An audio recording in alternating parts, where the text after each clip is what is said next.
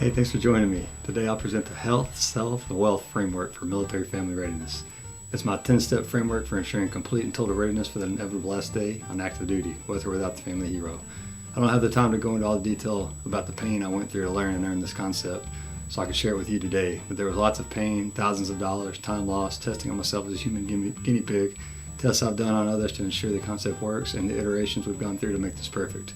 That'll have to come later if you're convinced that the lies we believe are holding many veterans back from greatness beyond the uniform. Alright then, what's my problem? Well, in this information-saturated world, it makes us seek attention on the edge. Otherwise, the signal isn't seen or heard and the message not received. I must get the population's attention about this most serious of domestic threats to the military family. I'm concerned about a serious domestic threat nationally, but more importantly, in the home of every military family, active and veteran status. We can change the outcome if we get knowledgeable and act now. So Todd Connor, author of Third Shift Entrepreneur, founder of Bunker Labs, was instrumental in my taking this journey. I went through their online course over a year ago, and it set me on the course that I've taken. So to him, I'm eternally grateful. Okay, I like the fall of Kabul to the military transition war. There's 2.1 million active duty service members today, and let's assume a quarter of them have families, which I know is conservative. 250,000 transition every year. We know we're leaving service one day, just like we knew we'd eventually leave Afghanistan. Lack of planning, well, we see what that gets us. As an operational planner and a supply chain logistics SME, well, I go by the adage that tactics wins battles, but logistics wins wars. In military transition, it's a war front. Military families can't win thinking tactically alone in a vacuum, trying to tackle it themselves with a blizzard of information from thousands of nonprofits wanting to help. These lies we believe on active duty are hurting our chances beyond it. The neurochemistry and subconscious programming after the initial indoctrination and training are partial causes for these outcomes, combined with the culture and propaganda machines we're engulfed in. As you can see on this first chart here, all veterans are listed across the top. And Post-911 veterans, that's us, right here in this middle category.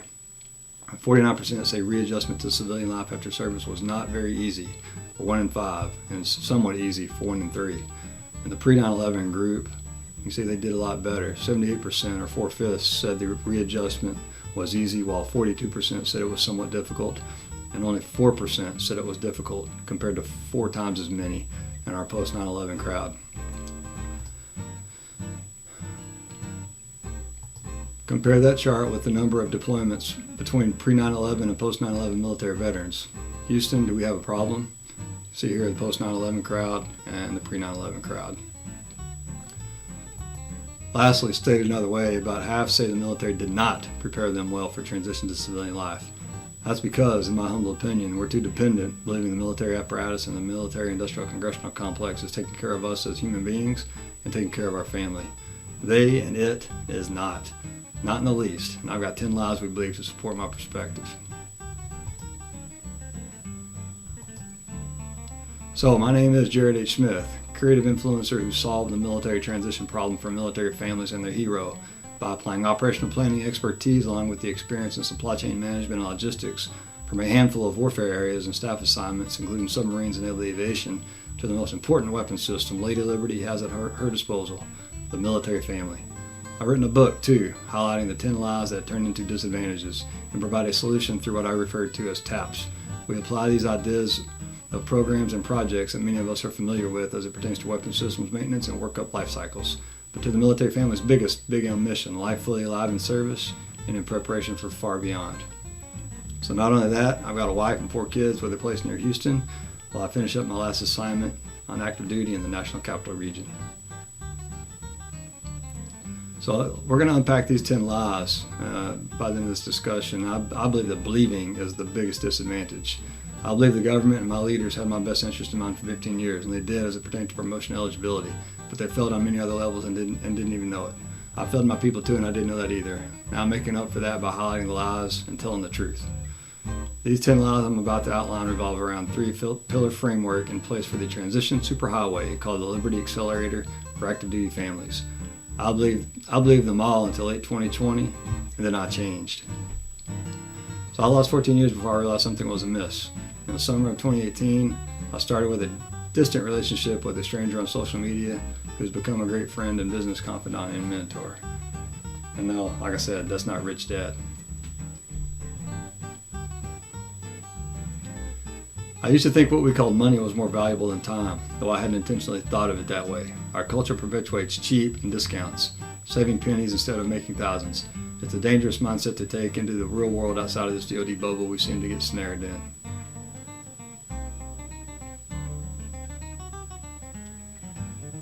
I call the GPS the guidance system given to us by the bureaucracy. Shut up and color, do what you're told, moron, and the rank and file mindless obeying of orders because of the UCMJ hanging over our heads in a bureaucracy that looks at the black and white and not the gray.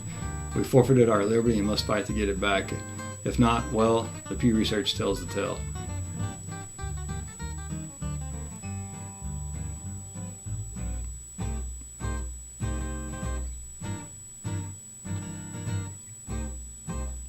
My experience throughout most of service time was shallow regarding relationships, always superficial discussions so as to not intrude, which results from the rank structure and hierarchy of seniority and big lack of empathy.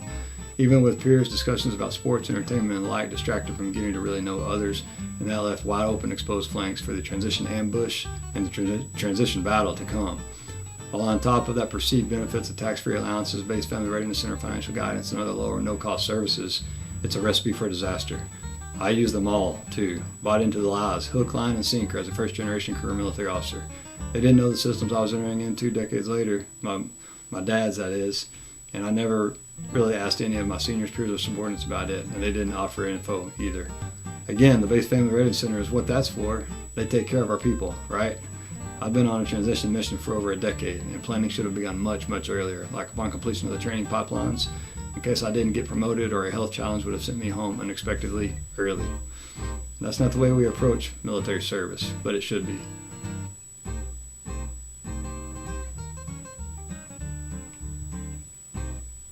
The focus on physical fitness alone is killing us. I suffered with sleep apnea for over a decade, and it culminated in me having suicidal thoughts from anxiety and depression after years of poor sleep combined with a not-so-good fit rep as a senior 04 lieutenant commander. That's a major equivalent. Looking back on the chapter, it was ridiculous, and the leader who gave me that not-so-great rating asked me if I'd ever heard of emotional intelligence and proceeded to give me a book to learn about it. What should have happened was a referral to medical to get the treatment I needed to get healthy. But not all leaders are good ones, so that dark chapter is a part of my story now. Alright, how about a quick break? Since we're at the halfway point, let's have a halftime show. Now this is a lot, but I'm a godly man and I believe in hell and heaven, so I have to share these lies I've identified. Because if I don't share what I know to warn others, aside from being a senior man with a secret, it's a disservice to my brethren in arms, and I'll end in hell for that. I don't want to go there. Push-ups for the Memorial Day prompted me to push back, and that's what we're doing here. So strap down the gear because the home stretch, it's going to knock your helmet off. The relentless pursuit of degrees and credentials over the past 40 to 50 years with a focus on saving for retirement and Wall Street managed financial securities vehicles has put many military retirees and active duty families in a precarious state. The likes of fiduciary and financial advisor make many comfortable that their hard-earned and stored wealth and savings and investments are in good hands and that 6 to 8% returns on average are certain. Well, I hate to break it to you, but the data over 100 years just doesn't support that conclusion. If I ask you in our debt-based monetary system, do you know the difference between currency and money? What's your answer? Then if I ask you, what is wealth? What's your answer to that? Have you ever heard of a wealth spiral? How about stacking cash flow? Lots more to unpack here, but no time today. If you don't know what the Federal Reserve is, I highly encourage some learning about it too. My point, experts care about your wealth framed up in a system of credentials that indoctrinated them into a game that's rigged against us all. When it all goes south, they've got no risk because your fees are already in their banks. Have you ever asked them how they invest or assume they're doing what they're advising you of? What are your preconceived ideas around wealth and money today? Should they change? And lastly, the currency unit itself. It is a representation of the time, imagination, knowledge, and experience you traded to someone or some entity to solve some problem they had, whether that's filling a job within a complex system of a business organization or picking up trash on the side of the road. Your time in a job is measured in currency units, and if trading your time for money, then it's a matter of fact that you're a wage slave in this debt-ridden, heavily taxed monetary system. And there's no liberty in that. This is all a serious domestic threat in the home and nationally. I've got a bunch of challenge coins. How about you? As I began learning more about the previous topic of wealth and the currency supply, this idea of money debasement came to mind, and it's actually mentioned in the Constitution via standard weights and measures. Hundreds of years ago, people could tell if a metal currency was being debased by looking at the edge. Consider the U.S. quarter dollar before 1962 and afterwards. There's a tint of copper on the edge after, whereas before it was silver. I never considered the edge before the past year. I encourage you all to look at the edge, especially as it pertains to military service and any identity that's connected to it through infatuation with challenge coins and past conquests and those staff and operational assignments.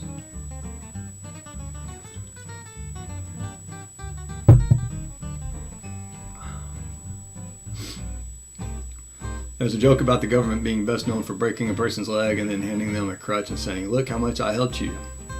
Then the bureaucrats there count the number of legs broken and crutches handed out and issue awards for the effort. If you're expecting the bureaucracy on active duty or in the veteran services realm to really take care of you, well, prepare for disappointment.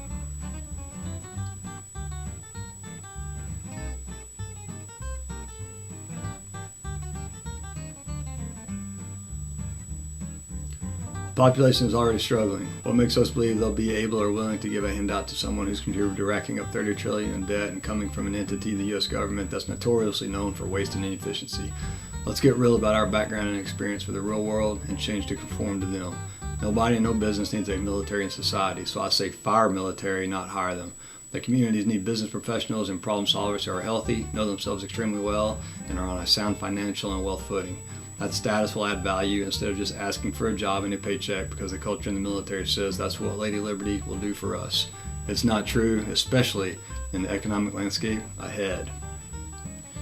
And if you're not tracking the macro economy right now, I highly encourage you to turn one eye toward that. There's some really dangerous things happening in the banking system and the monetary system, and we need to be prepared. So how often are you gazing into the past about military service? My wife hung all of my memorabilia, about $1,500 worth, in the hallway outside our master bedroom in our last rental. I was mulling over that and decided it was a problem for me, and I had to let the past go. Once I did, I was well on my way to embracing liberty, well ahead of my last day on active duty. I encourage the same for viewers today. I want you where I am, imagination, knowledge, and experience focused on the future, solving problems in the present, not shackled to glory or sadness from the past. Is your environment at home perpetuating being stuck in the muck of a muddy dirt road of transition alone? Get out of that by changing your environment so the way we're thinking changes too.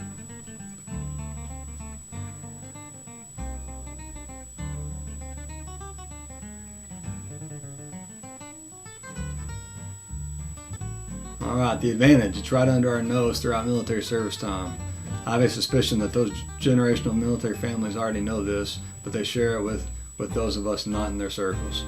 And that's madness, of course. I didn't ask, and frankly, I didn't know what to ask. We're so busy with the little mission of being fully mission capable to deploy and kill people and break things that we lose sight of why we're ready in the first place. It's time to get that perspective back, and from the earliest days in service. So take care of yourselves and apply this limited ideas entertain to the word lie, because that's exactly what they are, limited ideas. So this is the solution: intentional, informed, holistic mission planning, big M mission, with a Liberty Power team of experts to take full care of the military family across the scope of their health, self, and wealth frameworks. So my program, Liberty Accelerator Program, TAPS, Transition Acceleration Project Solutions, allows for that.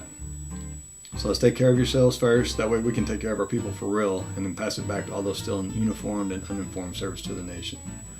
We only need 5% of us to act, just like they did back in the 1770s in order to affect change. So I'm asking you to join me now. Come connect with liberators. And I love this quick quote here about the truth and a lie, because it's it's so true. But yeah, come find me on all the socials.